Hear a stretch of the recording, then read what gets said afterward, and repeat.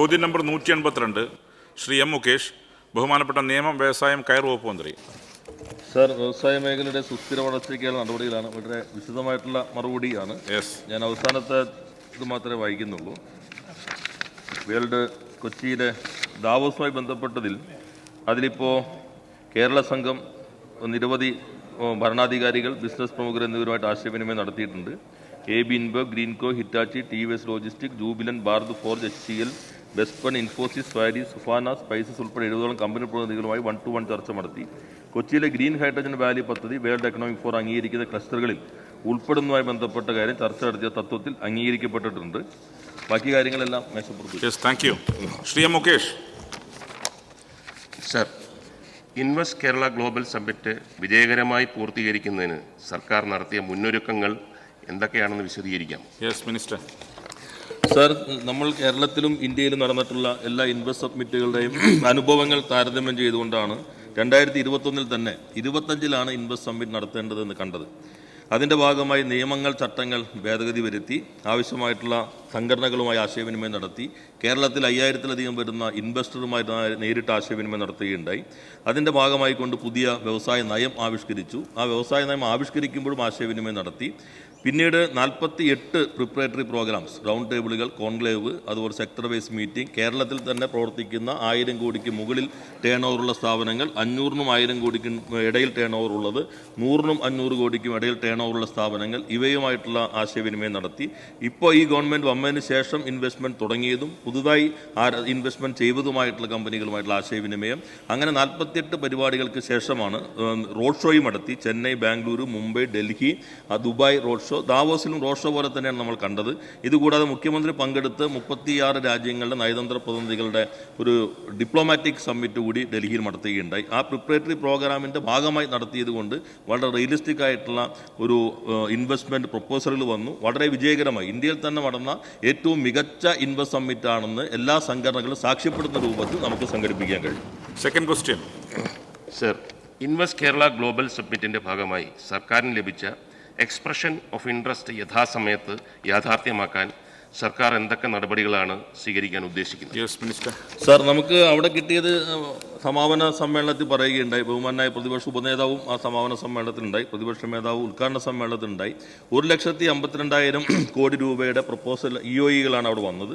അതിനുശേഷം വന്നത് ഉൾപ്പെടെ 1,65,000-ഉം IT കൂടുമ്പോൾ 1,75,000-ഓളം വരുന്ന EOEകൾ സർക്കാരിന് ഇപ്പോൾ ലഭിച്ചിട്ടുണ്ട്. ഇന്നലെ ബഹുമാനായ മുഖ്യമന്ത്രി CII, FICCI, KSSIA, TAI ഇങ്ങനെയുള്ള സംഘടനകളുമായിട്ട് തുടർ പ്രവർത്തനങ്ങൾ ഇന്നലെ തന്നെ രാത്രി അവരുമായിട്ടുള്ള ആശയവിനിമയം നടത്തുകയുണ്ടായി. അടുത്തത് 14-ാം തീയതി വിവിധ വകുപ്പ് മന്ത്രിമാരുടെയും സെക്രട്ടറിമാരുടെയും യോഗം ചേരുന്നുണ്ട്. ഇപ്പോൾ നമ്മൾ 7 ഗ്രൂപ്പുകൾ രൂപീകരിച്ചിട്ടുണ്ട്, 7 ടീം രൂപീകരിച്ചിട്ടുണ്ട്, 7 സെക്ടറായി തിരിച്ച് 12 എക്സ്പെർട്ടുകളെ ഇതിൻ്റെ ഏകോപനത്തിന് വേണ്ടി നിയോഗിച്ചിട്ടുണ്ട്. ഏപ്രിൽ മാസത്തിലെങ്കിലും ഇൻവെസ്റ്റ് സമ്മിറ്റിന്റെ ഭാഗമായിട്ടുള്ള ആദ്യത്തെ പദ്ധതിയുടെ കല്ലിടാൻ കഴിയുമെന്നാണ് സർക്കാർ പ്രതീക്ഷിക്കുന്നത്. ശ്രീ KP കുഞ്ഞുകുട്ടി മാസ്റ്റർ. സർ, സംരംഭക വർഷം പദ്ധതിക്ക് American society of public administration നൽകുന്ന ഇന്നൊവേഷൻ ഇൻ പബ്ലിക് അഡ്മിനിസ്ട്രേഷൻ എന്ന അംഗീകാരം നേടിയ വ്യവസായ വകുപ്പിനും വ്യവസായ വകുപ്പ് മന്ത്രി P. രാജീവനും പ്രത്യേകം അഭിനന്ദനങ്ങൾ. സർ, എൻ്റെ ചോദ്യം ഇതാണ്. സംസ്ഥാനത്ത് മികച്ച വ്യാവസായിക അന്തരീക്ഷം നിലനിൽക്കുമ്പോൾ കഴിഞ്ഞ 2 ദിവസമായി ടൈംസ് ഓഫ് ഇന്ത്യ കേരളത്തിലെ MSMEകളുമായി ബന്ധപ്പെട്ട് രാജ്യവ്യാപകമായി 1-ാം പേജിൽ കൊടുത്ത വാർത്ത അങ്ങയുടെ ശ്രദ്ധയിൽപ്പെട്ടിട്ടുണ്ടോ? വാർത്തയുടെ നിജസ്ഥിതി എന്താണ്? സാർ, അത് ടൈംസ് ഓഫ് ഇന്ത്യ 2 ദിവസം ദേശീയ തലത്തിൽ തന്നെ 1-ാം പേജിൽ കേരളത്തിൽ 42,000 സംരംഭങ്ങൾ 9 വർഷത്തിനുള്ളിൽ പൂട്ടി എന്ന് സോഴ്സ് കാണിക്കാതെ വാർത്ത കൊടുക്കുകയുണ്ടായി. യഥാർത്ഥത്തിൽ ബഹുമാനായ കാസർഗോഡ് അംഗം ശ്രീ NA നെല്ലിക്കുന്നിന് അവകാശപ്പെട്ട ഒരു ക്രെഡിറ്റാണ് ടൈംസ് ഓഫ് ഇന്ത്യ എടുത്തു കളഞ്ഞത്. അദ്ദേഹത്തിന് വേണ്ടി ഞാൻ ഈ സഭയിൽ 1119 പേജുള്ളൊരു മറുപടി കൊടുക്കുകയുണ്ടായി. 1119 പേജുള്ള മറുപടി. ഏത് ജില്ലയിൽ ഏതൊക്കെ പൂട്ടി 9 വർഷത്തിനുള്ളിൽ, അത് ഒഫീഷ്യൽ കണക്കല്ല, നമ്മുടെ ഈ ഇൻറ്റേൺസ് ഓരോ പഞ്ചായത്തിനും പോയി എടുത്ത കണക്കാണ്. അതിലിപ്പോൾ തിരുവനന്തപുരത്ത് നോക്കുകയാണെങ്കിൽ ഇപ്പോൾ 70-71 തട്ടുകട, മുറുക്കാങ്കട, പെട്ടിക്കട എല്ലാം ഉണ്ട്. അപ്പോൾ അതെല്ലാം വച്ചിട്ട് കൊടുത്താണ്. പക്ഷെ ആ സോഴ്സ് വെളിപ്പെടുത്താതെ ഇത് ആകെ അലാമിംഗ് ആണെന്ന് പറയണമെങ്കിൽ മറ്റ് സംസ്ഥാനങ്ങളെക്കാൾ ഈ കാലയളവിൽ കൂട്ടണം കൂടുതൽ. 2 വെഫിൻ്റെ കണക്കുണ്ട്. വെഫും സിംഗപ്പൂർ ബിസിനസ് സ്കൂളും ചേർന്ന് നടത്തിയപ്പോൾ 68% MSMEകൾ ലോകത്ത് പ്രതിസന്ധിയിലാണ്. തമിഴ്നാട്ടിൽ ഒറ്റ വർഷം 50,000 MSME പൂട്ടിപ്പോയി. കർണാടകയിൽ ഒറ്റ എസ്റ്റേറ്റിൽ 16,000 MSME പൂട്ടി. പക്ഷെ നമ്മൾ ഈ 42, ഞാൻ ഈ സഭയിൽ തന്നെ പറഞ്ഞിട്ടുണ്ട്, ഇന്ത്യയിൽ തുടങ്ങുമ്പോൾ ആദ്യത്തെ വർഷം 10% പൂട്ടും, 30% പൂട്ടും. കേരളത്തിൽ അത് 15% എത്തിക്കാനാണ് നമ്മൾ ശ്രമിച്ചുകൊണ്ടിരിക്കുന്നത്. ആ 3 ലക്ഷം MSME തുടങ്ങിയാൽ തന്നെ 45,000 പൂട്ടിയാൽ നമ്മുടെ കണക്കിൻ്റെ അകത്ത് എത്തിയിട്ടുള്ളൂ. പക്ഷേ ഇത് 9 വർഷത്തെ കണക്ക് ഇവിടെ കൊടുത്തത് എന്താണെന്ന് പോലും പറയാതെ ടൈംസ് ഓഫ് ഇന്ത്യ ഒന്നിക്കൊടുത്തു. ഇന്നലെ ഞാൻ മാധ്യമങ്ങളോട് വിശദീകരിച്ചു. ഇന്ന് ടൈംസ് ഓഫ് ഇന്ത്യ വാർത്ത കൊടുത്തു, അകത്ത് കൊടുത്തിട്ട് ലേഖൻ്റെ വിസ്തീകരണമുണ്ട്. വിസ്തീകരണം എന്താണെന്ന് വെച്ചിട്ടുണ്ടെങ്കിൽ, അല്ല മുറുക്കാൻകടയും പെട്ടിക്കടയൊക്കെ തുറന്ന MSMEയുടെ കൂട്ടത്തിൽ പെടുമെങ്കിൽ അത് അടയ്ക്കുമതിലും കൂട്ടിയാൽ കുഴപ്പമുണ്ടോ? ഇത് മാത്രമുള്ള ന്യായീകരണം. യഥാർത്ഥത്തിൽ ഞാൻ ഇന്നലെ പത്രക്കാരോടും പറഞ്ഞു, ഈ 9 വർഷത്തിൽ പെട്ടിക്കടയും മുറുക്കാൻകടയും ഇതിനകത്ത് വന്നില്ല. ഇപ്പോൾ നിങ്ങൾ ഉദ്യം രജിസ്ട്രേഷൻ നോക്കുകയാണെങ്കിൽ MSME തന്നെ കഴിഞ്ഞിട്ട് IME കാണും, ഇൻഫോർമൽ മൈക്രോ ഇൻഡസ്ട്രീസ് എൻ്റർപ്രൈസസ്. അത് ഉൾപ്പെടെ വരുമ്പോൾ 2021 ശേഷം. നമ്മൾ അതിന് മുൻപുള്ള കണക്ക് ഉൾപ്പെടെ ശ്രീ നെല്ലിക്കുന്നല്ലേ ചോദിച്ചത്, അതുകൊണ്ട് വളരെ വിശദമായി തന്നെ കൊടുത്തു. ആ കണക്ക് വയ്ക്കാതെ 1-ാം പേജിൽ ഇന്ത്യയിലാകെ കൊടുത്തു. ഇന്ന് കൊടുത്ത വിസ്തീർണ്ണമാണെങ്കിൽ ലോക്കലായിട്ട് കൊച്ചിയിൽ തന്നെ ഒതുക്കിയിട്ടുണ്ട്. അത് വളരെ ബോധപൂർവമായിട്ടുള്ള രീതിയാണ് ഇന്നലെ തന്നെ തുറന്നു കാണിച്ചു. എന്നാൽ മലയാള മാധ്യമങ്ങളൊന്നും ആ കാര്യം ആ രൂപത്തിലെല്ലാം എടുത്ത് വസ്തുതകൾ മനസ്സിലാക്കി തന്നെയാണ് അവർ നിലപാട് സ്വീകരിച്ചിട്ടുള്ളത്. ശ്രീമതി ശാന്തകുമാരി കെ. സർ, നീണ്ട ഇടവേളയ്ക്ക് ശേഷമാണല്ലോ നമ്മൾ ദാവോസിൽ നടന്ന വേൾഡ് ഇക്കണോമിക് ഫോറത്തിൽ കേരളം പങ്കെടുക്കുന്നത്. അത് കേരളത്തിൻ്റെ ഭാവിയിൽ വലിയ പ്രതീക്ഷയാണ് നൽകിയിട്ടുള്ളത്. തുടർന്നാണ് കേരള ഇൻവെസ്റ്റ്മെൻറ്റ് സബ്മിറ്റ് ഒക്കെ നടത്തി. കേരളത്തിൻ്റെ ഭാവി വികസന മുന്നേറ്റത്തിൽ ഏതെല്ലാം തരത്തിലുള്ള സംഭാവനകൾ ഈ വേൾഡ് ഇക്കണോമിക് ഫോറത്തിന് ശേഷം ഉണ്ടാകും എന്നുള്ള പ്രതീക്ഷയാണ്, അത് ഏതൊക്കെയാണെന്ന് പറയാം. സാർ, വേൾഡ് എക്കണോമിക് ഫോറത്തിൽ നമ്മൾ പങ്കെടുക്കുമ്പോൾ നമ്മൾ അതിനെ കാണുന്നത് ലോകത്തിലുള്ള ഇൻവെസ്റ്റർമാരെല്ലാവരും കാണാൻ കഴിയുന്ന സിംഗിൾ പോയിന്റ് എന്ന നിലയിലാണ്. അതുകൊണ്ടാണ് 3.5 ദിവസം കൊണ്ട് നമ്മൾ 70 മീറ്റിങ്ങുകൾ നടത്തുകയുണ്ടായി. വെഫിൻ്റെ ഒരു പരിപാടി ഞാൻ പങ്കെടുത്തു. അതുകൂടാതെ നമ്മുടെ സെക്രട്ടറിമാരും, chief secretary, finance secretary, industry secretary, KSIDC MD, ഇത്രയും ആളുകളാണ് പങ്കെടുത്തത്. നമ്മൾ ഈ 1-to-1 മീറ്റിംഗ് നമ്മുടെ ചെറിയൊരിതായിരുന്നു. ഇപ്പോൾ ചിലർ പറയില്ല നിങ്ങൾ 10 കോടി ചെലവഴിച്ചു എന്നുള്ളത്. നമ്മൾ 7 കോടിയിലധികം യൂണിയൻ ഗവൺമെൻറ്റിൻ്റെ പവലിൽ നിന്നാണ് കൊടുക്കുന്നത്. ആന്ധ്രാപ്രദേശ് 1 മാസമായിട്ട് അവിടെ ഒരു ടീമുണ്ട്. അവരൊരു ഹോട്ടലിന് 2 നില മുഴുവൻ എടുത്തേക്കാം. ഒരു കോൺഫറൻസ് കോൾ അവരാണ്. തമിഴ്നാട് അതേപോലെ തന്നെയാണ്. UP ഒരു ഹോട്ടൽ എടുത്തിരിക്കുന്നത്. നമ്മൾ ഇതിനകത്ത് ചുരുങ്ങിയ ദിവസം ഇന്നുള്ളൂ, പക്ഷേ 70 മീറ്റിങ്ങുകൾ നമുക്ക് സംഘടിപ്പിക്കാൻ കഴിയും. ബഹ്റിൻ മന്ത്രിതല സംഘം നമ്മുടെ ഈ നമ്മുടെ പവലിയനിലേക്ക് വന്നു. അവരുമായിട്ട് ആശയവിനിമയം നടത്തി. അതിൻ്റെ അടിസ്ഥാനത്തിലാണ് അവർ ഇൻവെസ്റ്റ് സമ്മിറ്റിൽ നമ്മൾ എക്സ്റ്റെൻഡ് ചെയ്ത ഇൻവിറ്റേഷൻ പ്രകാരം വരികയുണ്ടായി. നമ്മളവിടെ പ്രധാനപ്പെട്ട ലോകോത്തര കമ്പനികളെല്ലാം കാണാൻ കഴിഞ്ഞു. വെഫിനകത്ത് പോയാലുള്ള സൗകര്യം നമുക്ക് എല്ലാവരെയും അവിടെ വെച്ച് തന്നെ ഇൻഫോർമലായിട്ട് കാണാൻ കഴിയും. അപ്പോൾ നല്ല ഒരു തുടക്കമാക്കാൻ കഴിഞ്ഞിട്ടുണ്ട്. അതിൻ്റെ പ്രതിഫലനം നമ്മുടെ ഇൻവെസ്റ്റ് സമ്മിറ്റിലുണ്ടായി. ഇൻവെസ്റ്റ് സമ്മിറ്റിൽ വന്നിട്ടുള്ള വെഫിൻ്റെ പ്രതിനിധികളെയും നമ്മൾ ഈ സമ്മിറ്റിലേക്ക് വിളിക്കുകയുണ്ടായി. അതുമായി ബന്ധപ്പെട്ട ഇന്ത്യയിൽ കാര്യങ്ങൾ കൈകാര്യം ചെയ്യുന്നതിനും വിളിക്കുകയുണ്ടായി. അപ്പോൾ നല്ലൊരു അന്തരീക്ഷം രൂപപ്പെട്ടിട്ടുണ്ട്. നമുക്ക് നല്ല രീതിയിൽ തന്നെ അത് മുന്നോട്ട് കൊണ്ടുപോകാൻ ശ്രമിക്കാം. Shri NK Akbar. Sir, world economic ഫോറത്തിൽ അവതരിപ്പിച്ച് അംഗീകാരം ലഭ്യമായ സുസ്ഥിര വികസന പദ്ധതിയുടെ ഭാഗമായി സംസ്ഥാന സർക്കാർ നടത്താൻ ഉദ്ദേശിക്കുന്ന തുടർ പ്രവർത്തനങ്ങൾ വിശദമാക്കാമോ? സാർ, വെഫിൽ വന്നിരിക്കുന്നതിൽ നമ്മുടെ പദ്ധതിയാണ്. ഇപ്പോൾ 13 മാധ്യമങ്ങൾ ഇത് കാര്യം വേണ്ടത്ര റിപ്പോർട്ട് ചെയ്തില്ല. അവർ 13 പുതിയ ക്ലസ്റ്ററുകളാണ് ഒഫീഷ്യലായിട്ട് ഡിക്ലെയർ ചെയ്തിട്ടുള്ളത്. അതിൽ 1-ാമത്തെ cluster Kerala green hydrogen valley ക്ലസ്റ്ററാണെന്നതിൽ ഓരോ മലയാളിക്കും അഭിമാനിക്കാം. കേരളം ഈ ഗ്രീൻ എനർജിയിലേക്ക് പോകുന്നു. കൊച്ചി, തിരുവനന്തപുരം, കോഴിക്കോട് ഉൾപ്പെടെയുള്ള മേഖലകളിലുള്ള ഗ്രീൻ ഹൈഡ്രജൻ വാലി ക്ലസ്റ്ററാണ്. അതിന് മുന്നോടിയായി 2 വർഷമായി നമ്മൾ ചർച്ചകൾ തുടങ്ങിയിട്ട് ബോംബെയിൽ ഏറ്റവും ഒടുവിൽ ചർച്ച നടന്നു. അതിൻ്റെ കൂടി കൾമിനേഷനായിട്ടാണ് വെഫിൽ വെച്ച് തന്നെ ഒഫീഷ്യൽ ഡിക്ലറേഷനിൽ കേരള ഗ്രീൻ ഹൈഡ്രജൻ വാലി ഉൾപ്പെടുത്തിയിട്ടുള്ളത്. അതിന് ഒരു കമ്പനി ഇപ്പോൾ തന്നെ നോൺ പ്രോഫിറ്റ് കമ്പനി രജിസ്റ്റർ ചെയ്ത് കഴിഞ്ഞിട്ടുണ്ട്. തുടർ നടപടികളുമായിട്ട് പവർ മിനിസ്ട്രി കൂടുതൽ ഇടപെടുന്നുണ്ട്. മുഖ്യമന്ത്രിയുടെ നേതൃത്വത്തിൽ ഏകോപനമുണ്ട്. വളരെ നല്ല രീതിയിൽ സർക്കാർ മുന്നോട്ട് കൊണ്ടുപോകാൻ ശ്രമിക്കുകയാണ്. ശ്രീ TV ഇബ്രാഹിം. സർ, ഈ സംസ്ഥാനത്തെ സംരംഭങ്ങൾ ആരംഭിച്ചപ്പോൾ ഗവൺമെൻറ് കൊടുക്കുന്ന സബ്സിഡികൾ അത് കുറേ കാലത്തെ അരിയറായി കിടക്കുകയാണ്. ഈ അരിയറൊക്കെ ഇപ്പോൾ അടുത്ത് തന്നെ കൊടുത്തു തീർക്കുമെന്നാണ് സർ എൻ്റെ ചോദ്യം. പ്രസക്തമായ ചോദ്യമാണ്. നമ്മൾ ഉദ്ദേശിച്ചതിനേക്കാൾ കൂടുതൽ ഇൻവെസ്റ്റ്മെൻറ്റും എൻ്റർപ്രൈസസും വന്നതോടുകൂടി നമ്മുടെ ബഡ്ജറ്റ് അലോക്കേഷൻ അപ്പുറത്തേക്ക് നമുക്ക് എക്സ്പെൻഡിച്ചറായി വന്നിരിക്കുകയാണ്. അപ്പോൾ അത് ഫിനാൻസിൽ കൊടുത്തിട്ടുണ്ട്. കൂടുതൽ ബഡ്ജറ്റിനേക്കാൾ അപ്പുറത്ത് കൂടുതൽ ഇൻഡസ്ട്രീസ് വന്നുകൊണ്ട് കുറേ കൂടി സഹായം വേണമെന്ന കാര്യത്തിൽ ഇൻഡസ്ട്രിയുടെ കാര്യത്തിൽ ഫിനാൻസ് വളരെ ഉദാരമായ സമീപനമാണ് എല്ലാ ഘട്ടത്തിലും സ്വീകരിക്കുന്നത്. അതുകൊണ്ട് ബഹുമാന്യ അംഗം ചൂണ്ടിക്കാണിച്ച ആശങ്കയ്ക്ക് പരമാവധി വേഗതയിൽ നമുക്ക് പരിഹാരം ഉണ്ടാക്കാൻ ശ്രമിക്കാം. ശ്രീ V ജോയ്. സാർ, നമ്മുടെ സംസ്ഥാനം നിക്ഷേപ സൗഹൃദമായി മാറുകയാണ്. ഇവിടെ ഒരു വ്യാപകമായിട്ടുള്ള ഒരു ദുഷ്പ്രചരണം നടക്കുന്നുണ്ട്. വ്യവസായം ആരംഭിക്കുന്നതുമായി ബന്ധപ്പെട്ടാണ്. നമുക്ക് എത്ര സമയം കൊണ്ട് ഒരു പുതിയ വ്യവസായം ആരംഭിക്കുന്നതിന് വേണ്ടിയിട്ട് സാധിക്കുമെന്നുള്ളത്? Yes minister. സാർ, ഇപ്പം ഞാനിത് 2 മിനിറ്റ് കൊണ്ടെന്ന് പറഞ്ഞപ്പോൾ ചിലർ കളിയാക്കിയിട്ടുണ്ട്. ഇങ്ങനെയാണോ? യഥാർത്ഥത്തിൽ ഈ സഭയ്ക്കാകെ അവകാശപ്പെട്ട നേട്ടമാണ്. കാരണം ഈ നിയമസഭയാണ് പാസ്സാക്കിയത്. 3.5 വർഷം 2 മിനിറ്റും വേണ്ട, ഒരു ലൈസൻസും ഇല്ലാതെ 3 വർഷമായിരുന്നു. 3 വർഷം കഴിഞ്ഞ് 6 മാസത്തിനുള്ളിലായ ലൈസൻസ് എടുത്താൽ മതി എന്നായിരുന്നു കഴിഞ്ഞ ഗവൺമെൻറ് സമയത്ത് നിയമസഭ പാസ്സാക്കിയത്. ഈ നിയമസഭ നമ്മൾ എല്ലാവരും ഒന്നിച്ചിരുന്ന് പാസ്സാക്കിയ നിയമമാണ്. 3.5 വർഷം വരെ റെഡ് കാറ്റഗറി പെടാത്ത 50 കോടിക്ക് താഴെ ഇൻവെസ്റ്റ്മെൻ്റ് ഉള്ള ഏത് സ്ഥാപനവും ഒരു ലൈസൻസും ഇല്ലാതെ പ്രവർത്തിക്കാം. 3.5 വർഷത്തിനുള്ളിൽ ഈ ലൈസൻസുകൾ നേടിയാൽ മതി. അപ്പോൾ നമുക്ക് എല്ലാവർക്കും അവകാശപ്പെട്ട ക്രെഡിറ്റാണ്. അതുകൊണ്ട് 2 മിനിറ്റ് എന്നുള്ളതിൽ നമ്മൾ അത്ഭുതം, ഞങ്ങൾ അന്ന് കൂടി സപ്പോർട്ട് ചെയ്തുകൊണ്ടാണ് കേരളത്തിൽ ഇത് വന്നത് എന്ന് നമ്മൾ ഒന്നിച്ച് പറഞ്ഞാൽ വളരെ നല്ല രീതിയിൽ വരും. ആ മാറ്റം വന്നിട്ടുണ്ട്. ആ രീതിയിൽ തന്നെ നമുക്ക് മുന്നോട്ട് കൊണ്ടുപോകാം. Shri P S Subal. Sir, കൊച്ചിയിൽ നടന്ന ആഗോള നിക്ഷേപ സംഗമം ഒരു വൻ വിജയമായിരുന്നു. സാർ, ഏതെല്ലാം രാജ്യങ്ങളുടെ പ്രതിനിധികളാണ് പങ്കെടുത്തത്? നയതന്ത്ര പ്രതിനിധികൾ, അതുപോലെ തന്നെ ലോകത്തെ മുൻനിര കമ്പനികളടക്കം അതിൽ പങ്കെടുത്തിട്ടുണ്ട്.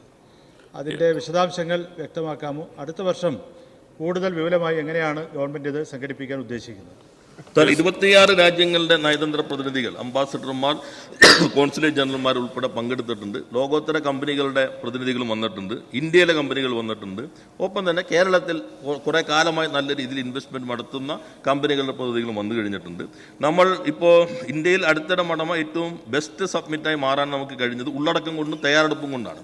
അവിടെയുള്ള എല്ലാ പാനൽ ഡിസ്കഷനുകളും വളരെ സമ്പന്നമായിരുന്നു. ലോകോത്തര വിദഗ്ധന്മാർ ഓരോ മേഖലയ്ക്കകത്തും അതിനകത്ത് പങ്കെടുത്തിട്ടുണ്ട്. ഇനിയിപ്പോൾ അടുത്ത് നടത്തുന്നതിനെ കുറിച്ചല്ല ഇപ്പോൾ നമ്മൾ ആലോചിച്ചുകൊണ്ടിരിക്കുന്നത്. ഇപ്പോൾ വന്നത് എങ്ങനെ പ്രായോഗികമായി കൺവെർഷൻ റേറ്റ്, ഇന്ത്യയിലാകെ ഒരു 10-15% കൺവെർഷൻ റേറ്റ് ഉള്ളൂ. പരമാവധി കൺവെർഷനിലേക്ക് എത്തിക്കാനുള്ള ഒരു യജ്ഞമായിരിക്കും, ഒരു മിഷൻ പോലെ ആണ് പ്രവർത്തിക്കുക. അത് എല്ലാവരും ചേർന്നിട്ടാണ്. ഞാൻ പറഞ്ഞത്, മുഖ്യമന്ത്രി തന്നെ എല്ലാവരും യോഗം വിളിച്ചിട്ടുണ്ട്. ട്രേഡ് യൂണിയനുകൾ ഉൾപ്പെടെ ഒരു യോഗം മുഖ്യമന്ത്രി വിളിച്ചു ചേർക്കുന്നുണ്ട്. നിയമസഭാ സാമാജികരും അവരവരുടെ മണ്ഡലങ്ങളിൽ ഇതിൻ്റെ ഭാഗമായി വരുന്ന പദ്ധതികൾ കൃത്യസമയത്ത് തന്നെ മുന്നോട്ട് കൊണ്ടുപോകുന്നതിൽ നിങ്ങളുടെ ഒരു മേൽനോട്ടവും മുൻകൈയും ഉണ്ടാകേണ്ടതുണ്ട് എന്നുകൂടി ഞാൻ സന്ദർഭത്തിൽ സൂചിപ്പിക്കുകയാണ്. ശ്രീ അഹമ്മദ് ദേവർകോവിൽ. ഈയിടെ എറണാകുളത്ത് നടന്ന ഗ്ലോബൽ ഇൻവെസ്റ്റ്മെൻറ്റ് മീറ്റിൽ ഏതൊക്കെ കമ്പനികൾ എത്ര കോടി രൂപ കേരളത്തിൽ നിക്ഷേപിക്കുന്നത് തയ്യാറായി എന്ന് വിശദമാക്കാമോ? വിഴിഞ്ഞവുമായി ബന്ധപ്പെട്ട് എന്തെങ്കിലും പുതിയ നിക്ഷേപങ്ങൾ വന്നിട്ടുണ്ടോ? സാർ, അതിൻ്റെ ഡീറ്റെയിൽ ആയിട്ടുള്ള നമ്മൾ ഡാഷ്ബോർഡിൽ അടുത്ത ദിവസം കൊടുക്കും. ഞാൻ പറഞ്ഞല്ലോ 1,75,000 കോടി രൂപയോളമാണ് ഇപ്പോൾ ഏറ്റവും ഒടുവിൽ വന്നിട്ടുള്ളത്. അത് നമ്മളൊന്ന് ഫിൽട്ടർ ചെയ്യുന്നുണ്ട്. ഫിൽട്ടർ ചെയ്തിട്ട് ഡാഷ്ബോർഡിൽ തന്നെ കൊടുക്കുന്നുണ്ട്. പേര് കൊടുക്കാമെന്ന് ഞാൻ പറഞ്ഞെങ്കിലും ഇപ്പോൾ ചില അഭിപ്രായം ചിലർ പറയുന്നുണ്ട്, പല സ്റ്റേറ്റുകൾ നിൽക്കുന്നുണ്ട്. ഇത് ഞങ്ങളിവിടെ ഒരു EV കമ്പനി, വളരെ പ്രധാനപ്പെട്ട ലോകോത്തര കമ്പനിയായിട്ട് ചർച്ച ചെയ്ത് അവസാന റൗണ്ട് എത്തിയതാണ്. പക്ഷേ അത് 10% ലീസ് അടച്ചാൽ മതി എന്നൊക്കെ പറഞ്ഞ് എത്തിക്കൊണ്ട് വെക്കുമ്പോൾ ഒരാഴ്ച കഴിഞ്ഞപ്പോൾ ₹1 കംപ്ലീറ്റ് സ്ഥലം കൊടുത്ത് വേറെ സ്റ്റേറ്റിലേക്ക് പോയി. അപ്പോൾ ഈ ഭീതി ഉണ്ടെങ്കിലും നമ്മുടെ നാടായതുകൊണ്ട് ഈ പേരില്ലെങ്കിൽ എന്തായിരിക്കും എന്നുള്ളതുകൊണ്ട് വേണമെങ്കിൽ അവൻ ഡാഷ്ബോർഡിൽ പ്രസിദ്ധപ്പെടുത്താമെന്ന് തന്നെയാണ് കാണുന്നത്. വിഴിഞ്ഞം വലിയ പൊട്ടൻഷ്യലാണ് സാർ. ഇന്നലെ ഇവിടെ ബഹുമാനായ തുറമുഖ വകുപ്പ് മന്ത്രിയുണ്ട്. സൗത്ത് ഇന്ത്യയിലെ ഏറ്റവും കൂടുതൽ ട്രാൻസ്ഷിപ്മെൻറ്റ് കണ്ടെയ്നറുകൾ കൈകാര്യം ചെയ്ത പോർട്ടായി ഇപ്പം തന്നെ ഇന്നലെ തന്നെ വിഴിഞ്ഞം മാറി എന്നുള്ളത് എല്ലാവർക്കും അഭിമാനകരമാണ്. അപ്പോൾ ഇന്ത്യയുടെ ഗേറ്റ് വേ ആണ്. അതിനാവശ്യമായിട്ടുള്ള മാനുഫാക്ചറിംഗ് സംവിധാനങ്ങൾ എങ്ങനെ മെച്ചപ്പെടുത്താം, അതിൻ്റെ പ്രപ്പോസൽ വന്നിട്ടുണ്ട്. വിവിധ ഗ്രൂപ്പുകൾ, ഷറഫ് ഗ്രൂപ്പ്, അദാനി ഗ്രൂപ്പ്, ഇവരെല്ലാം തന്നെ ലോജിസ്റ്റിക്കുമായി ബന്ധപ്പെട്ടുകൊണ്ട് വിഴിഞ്ഞത്തുള്ള സാധ്യതകൾ, ഒരു മാനുഫാക്ചറിംഗ് ക്ലസ്റ്റർ, ലോകത്തിൻ്റെ പല ഭാഗങ്ങളിൽ നിന്ന് അസംസ്കൃത വസ്തുക്കൾ കൊണ്ടുവരിക, അത് അസംബിൾ ചെയ്യുക, പ്രൊഡക്റ്റായിട്ട് കയറ്റുമതി ചെയ്യുക. ആ ക്ലസ്റ്റർ സിംഗപ്പൂർ മോഡൽ, അതാണ് അവിടെ ചർച്ച ചെയ്യപ്പെട്ടൊരു ഭാഗം. അത്തരം വലിയ നിക്ഷേപ സാധ്യതകൾ വിഴിഞ്ഞം തുറന്നു വരുന്നുണ്ട്. Shri Ramesh Chennithala. Sir, world economic ഫോറത്തിൽ രാജീവ് പോയത് നന്നായി. കാരണം പണ്ട് വേൾഡ് എക്കണോമിക് ഫോറത്തിന് ബദലായി MA ബേബിയും യെച്ചൂരിയും ഒക്കെ ബോംബെയിൽ പാരലൽ സമ്മേളനം നടത്തിയത് ഞാൻ ഓർക്കുകയായിരുന്നു. സാർ, എൻ്റെ ചോദ്യം, കേരളം നിക്ഷേപ സൗഹൃദ സംസ്ഥാനമാകുന്നതിന് ഇവിടെ ആരും എതിരല്ല, നമ്മളെല്ലാവരും അക്കാര്യത്തിൽ ഒന്നിച്ചാണ്. കഴിഞ്ഞ ഗവൺമെൻറ് കാലം, 1ാം പിണറായി ഗവൺമെൻറ് കാലത്ത് അക്സെൻറ്റ് എന്ന് പറയുന്ന ഒരു പദ്ധതി, ഇത് നിക്ഷേപ സംഗമം EP ജയരാജൻ മന്ത്രിയായിരുന്ന കാലത്ത് അന്ന് നടത്തുകയുണ്ടായി. അതിലെത്ര വ്യവസായ സ്ഥാപനങ്ങൾ വന്നു എന്നൊന്ന് വ്യക്തമാക്കാം. Yes minister. അത് പ്രത്യേകം ചോദിക്കേണ്ടതാണ്. പക്ഷെ ഒരു കാര്യം, ഞാൻ ഈ പത്രക്കാർ ഇപ്പോൾ ജിമ്മിൽ എത്ര വന്നു, എമർജിംഗ് കെയറിൽ എത്ര വന്നു, അസെൻറ്റിൽ എത്ര വന്നു എന്ന് പത്രസമ്മേളനത്തിൽ ചോദിച്ചു. അപ്പോൾ ഞാൻ പറഞ്ഞു, അതിൻ്റെ ഒരു കണക്കെടുപ്പും അതിൻ്റെ ഇത് എടുക്കലല്ല ഇനി നമ്മൾ കേന്ദ്രീകരിക്കേണ്ടത്. അതിൽ നിന്നെല്ലാം നമ്മൾ പാഠം ഉൾക്കൊള്ളുക. ഇപ്പോൾ ബഹുമാനായ മുൻ വ്യവസായ വകുപ്പ് മന്ത്രിയുണ്ട്, അവർ നടത്തിയതുണ്ട്, ഞങ്ങൾ നടത്തിയതുണ്ട്. എന്തുകൊണ്ട് നമുക്കത് കൺവേർഷനിലേക്ക് എത്തിക്കാൻ കഴിഞ്ഞില്ല? എന്തായിരുന്നു തടസ്സങ്ങൾ, അത് മാറ്റിയിട്ട് അദ്ദേഹം പറഞ്ഞു 3 വർഷം എടുത്ത പ്രിപ്പറേഷൻ ഇതെല്ലാം പഠിച്ചിട്ടാണ്. ഇനിയിപ്പോൾ നമ്മൾ അതിലേക്ക് അധികം പോകാതെ നാളെ മുതൽ നമുക്ക് ഒന്നിച്ച് ഇപ്പോൾ വന്നത് എങ്ങനെ യാഥാർത്ഥ്യമാക്കാം, അതിൽ ഒന്നിച്ചും ഇന്ന് പോകാം എന്നാണ് എനിക്ക് അഭ്യർത്ഥിക്കാനുള്ളത്. ശ്രീ പി നന്ദകുമാർ. സംരംഭക വർഷ പദ്ധതിക്ക് ദേശീയ അന്തർദേശീയ ബഹുമതികൾ ലഭിച്ചിട്ടുണ്ടോ, അത് വ്യക്തമാക്കണോ? സാർ, അത് നമ്മുടെ ഇയർ ഓഫ് എൻ്റർപ്രൈസസ്, അത് പ്രധാനമന്ത്രിയുടെ തന്നെ ബെസ്റ്റ് പ്രാക്ടീസിൻ്റെ MSME എന്ന അംഗീകാരം ലഭിക്കേണ്ട സഭയിൽ തന്നെ പറഞ്ഞതാണ്. American society of public administration അവൻ്റെ 87 വർഷത്തെ ചരിത്രത്തിൽ ആദ്യമായിട്ടാണ് ഒരു ഇന്ത്യൻ പബ്ലിക് ഇനീഷ്യേറ്റീവിന് novel innovation in public administration എന്ന റെക്കഗ്നേഷൻ നൽകി 28 മുതൽ 1-ാം തീയതി വരെ 152 രാജ്യങ്ങൾ പങ്കെടുക്കുന്ന വാഷിംഗ്ടണിൽ നടക്കുന്ന ആ സമ്മേളനത്തിലേക്ക് പേപ്പർ അവതരിപ്പിക്കുന്നതിന് വേണ്ടി മന്ത്രി എന്ന നിലയിൽ എനിക്കും പ്രിൻസിപ്പൽ സെക്രട്ടറിക്കും KSIDC ഡയറക്ടർക്കും ഇൻവിറ്റേഷൻ ലഭിച്ചിട്ടുണ്ട് എന്ന കാര്യം കൂടി അഭിമാനപൂർവ്വം, നാടിനാകെ കിട്ടുന്ന അംഗീകാരമാണ്, അഭിമാനപൂർവ്വം ഈ സഭയെ അറിയിക്കുക. ശ്രീ അനൂപ് ജേക്കബ്. സാർ, അങ്ങ് നേരത്തെ ഒരു മറുപടി പറഞ്ഞുകൊണ്ട് ഞാൻ ചോദിക്കുകയാണ്, 3 വർഷം റെഡ് കാറ്റഗറി ഒഴിച്ചുള്ള സ്ഥാപനങ്ങൾക്ക് 3 വർഷത്തിനുള്ളിൽ ലൈസൻസ് പ്രൊക്യൂർ ചെയ്താൽ മതിയെന്ന് 3.5 വർഷം എന്നൊരു നിയമം ഇവിടെ ഉണ്ട്. സാർ, ഇതിൻ്റെ ഭാഗമായി വരുമ്പോൾ മിനിസ്റ്റർ ശ്രദ്ധയിലുള്ള കാര്യമായിരിക്കുമെന്ന് ഞാൻ കരുതുന്നു. ടാർ മിക്സിംഗ് പ്ലാന്റുകൾ, ഒപ്പം തന്നെ പ്ലൈവുഡ് ഫാക്ടറികൾ, സമാനമായ സ്ഥാപനങ്ങൾ ഈ നിലയിൽ ആരംഭം കുറിക്കുകയാണ്. കൂണുപോലെ പൊട്ടിമുളയ്ക്കുകയാണ്, പ്രത്യേകിച്ച് ഗ്രാമപ്രദേശങ്ങളിൽ, ജനസാന്ദ്രതയുള്ള പ്രദേശങ്ങളിലടക്കം. ഇത് വാട്ടർ പൊല്യൂഷൻ, എയർ പൊല്യൂഷൻ ഒക്കെ ഉണ്ടാക്കുന്നതാണ്. അപ്പോൾ ഇത്തരത്തിലുള്ള സ്ഥാപനങ്ങളെ നിയന്ത്രിക്കാനുള്ളൊരു നടപടി ഉണ്ടായേ മതിയാവുകയുള്ളൂ. അതിനെ സംബന്ധിച്ച് സർക്കാരിന് പരാതികൾ വന്നിട്ടുണ്ട്. അതിനനുസരിച്ച് ഏതെങ്കിലും തരത്തിലുള്ള നടപടികൾ ഇത്തരത്തിലുള്ള സ്ഥാപനങ്ങളെ ഒരു സ്ട്രീം ലൈൻ ചെയ്യാൻ ഉദ്ദേശിക്കുന്നുണ്ടോ ഗവൺമെൻറ്? നമ്മളിപ്പോൾ കൂണുപോലെ വ്യവസായ സ്ഥാപനങ്ങൾ കേരളത്തിൽ പൊട്ടിപ്പുറപ്പെടുന്നുണ്ട്, ആരംഭിക്കുന്നുണ്ട് എന്നറിയുന്നത് വേറെ സന്തോഷകരമാണ്. എന്നാൽ അത് നിയന്ത്രിക്കാൻ കഴിയാവുന്ന രൂപത്തിലേക്ക് നമ്മുടെ നാട് ഇപ്പോൾ ആണ് വേണ്ടി. ഇപ്പോൾ നമ്മളിത് ഫെസിലിറ്റേറ്റ് ചെയ്യണം. എന്നാൽ ഈ കാറ്റഗറി തീരുമാനിക്കുന്ന വ്യവസായ വകുപ്പല്ല. ഇപ്പോൾ പൊല്യൂഷനുമായി ബന്ധപ്പെട്ടിട്ടാണ് റെഡ് കാറ്റഗറി തീരുമാനിക്കുന്നത്, ഓറഞ്ച്, ഗ്രീൻ തീരുമാനിക്കുന്നത്. അപ്പോൾ അതിൽ റെഡ് കാറ്റഗറി പെട്ടതെല്ലാം ഈ പ്രശ്നങ്ങൾ ഉള്ളത് കൊണ്ടാണ് നമ്മൾ ഈ പ്രിൻസിപ്പൽ അപ്രൂവൽ കൊടുക്കാത്തത്. ബാക്കിയെല്ലാം പ്രിൻസിപ്പൽ അപ്രൂവൽ കൊടുക്കലാണ്. അങ്ങ് പറഞ്ഞ ഉൾപ്പെടെയുള്ള കാര്യങ്ങൾ മറ്റ് ജനപ്രതിനിധികൾ ഉന്നയിച്ചിട്ടുണ്ട്. അത് പൊല്യൂഷൻ കൺട്രോൾ ബോർഡിനോട് തന്നെ പരിശോധിക്കാൻ ആവശ്യപ്പെട്ടിട്ടുണ്ട്. ഇത് ഏത് കാറ്റഗറിയിൽ പെടുന്നത്, ഇങ്ങനെയുള്ള അഭിപ്രായങ്ങൾ വരുന്നുണ്ടല്ലോ. റെഡ് കാറ്റഗറിയിലാണെങ്കിൽ നമ്മൾ ഇതിനകത്ത് കൊടുക്കില്ല. റെഡ് കാറ്റഗറി അല്ലെങ്കിൽ നിയമാനുസൃതം നമ്മളെല്ലാം പാസ്സാക്കിയ നിയമത്തെ അടിസ്ഥാനപ്പെടുത്തി സ്വതന്ത്രമായി പ്രവർത്തിക്കാനുള്ള അവസരം ഒരുക്കും. ശ്രീ PK കുഞ്ഞാലിക്കുട്ടി. സാറേ, ബഹുമാനപ്പെട്ട വ്യവസായ മന്ത്രി പറഞ്ഞപ്പോൾ കഴിഞ്ഞതൊന്നും നമ്മൾ ഇനിയിപ്പോൾ അധികം ചർച്ച ചെയ്യേണ്ട എന്ന് പറഞ്ഞു, നല്ല തന്നെ. പക്ഷേ ബൈ ദിസ് ടൈം വന്ന നമ്മളെ വമ്പിച്ച ഒരു ലോസ് ഉണ്ട്.